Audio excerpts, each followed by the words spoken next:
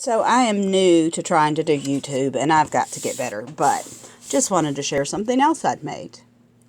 These appliques, these butterfly appliques, I think came from Ali. My stuff either comes from eBay or AliExpress. Okay, so this little applique, it came as a string. I'm referring to this with the pearl. And I'm not sure if it came, again, from AliExpress or eBay. The beautiful heart lace, which you saw on the mini out or the album, that came from Hobby Lobby. And it's just really simple lace wrapped around the vase, but it looks so elegant with the simplest things. Now, this is, I don't know if I said it already, but this is number 3 of the 4 door prizes. Okay, this is door prize number 4, and I cannot give it justice. The camera just isn't getting. This is absolutely gorgeous. Okay. These, and all my glasses for my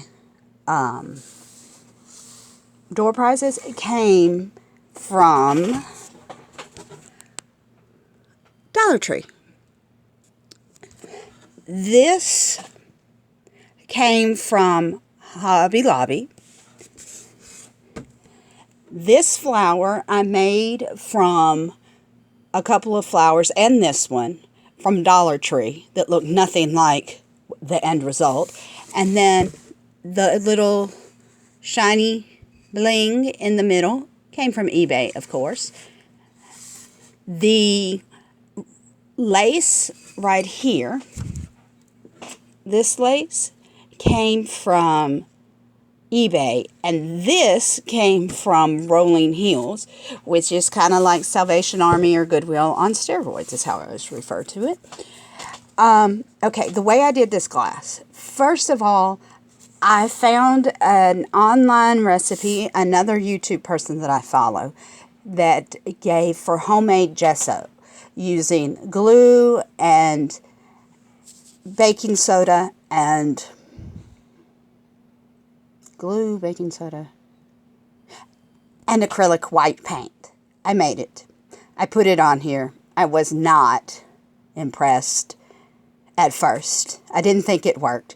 Then I thought, well, I'm just going to keep going. So I went with the next thing I did was I mixed up my paint's old, but I mixed up some white paint, some pink paint. And I thought it was too dark pink, so I added more white, which made it thinner. So then I added some Eileen's tacky glue, which is my favorite tacky glue, and I use it all the time for everything. I added that to it, which thickened it up. And then I went back over my homemade gesso with this light pink. And then I let it dry for 24 hours. Still was not impressed. I took some sandpaper and lightly sanded off what you see, the raised parts, and it turned it into these absolutely beautiful, beautiful, and with so much texture. This is all my homemade gesso with the paint over it. It just looks gorgeous. And then I added a little this white trim and made my little flowers, and it just turned out beautiful. I hated it the most when I started, and of my 4 projects, I hated this one the most, and I think this turned out to be the most stunning. Okay, this, let me get directly on top of it. That might help. I don't know.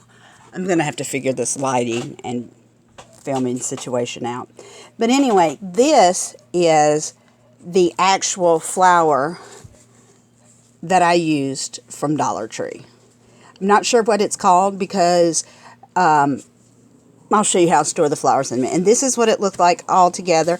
And this, you can see is where I cut that one up, making that second one. The way I've been storing most of my flowers is like this. There's a glare. But I just take them off, and the leaves, because you never know when you need a leaf for a project, and store it in the bag. I seal this up, get all the air out of it, and then I put it in a big box. So I couldn't tell you what kind of flower that is at all, because I have no idea. Okay, and there it is. I've squished it down, let all the air out. Although I did notice when I started pulling out some of these the other day that it kind of squished it down too much. So I may have to come up with some alternative. But I still like the Ziploc bags and put it in its big box with all my different. And here's another, which I haven't squished this one down. But this way, this is an inexpensive way to keep my flowers organized so I can see the different ones. And then they go all in the big box. Well, thanks for watching. This is Norse Notions signing off on my second ever YouTube video. And one of these days, I'm hoping that they'll get better and they won't look so bad. Thanks.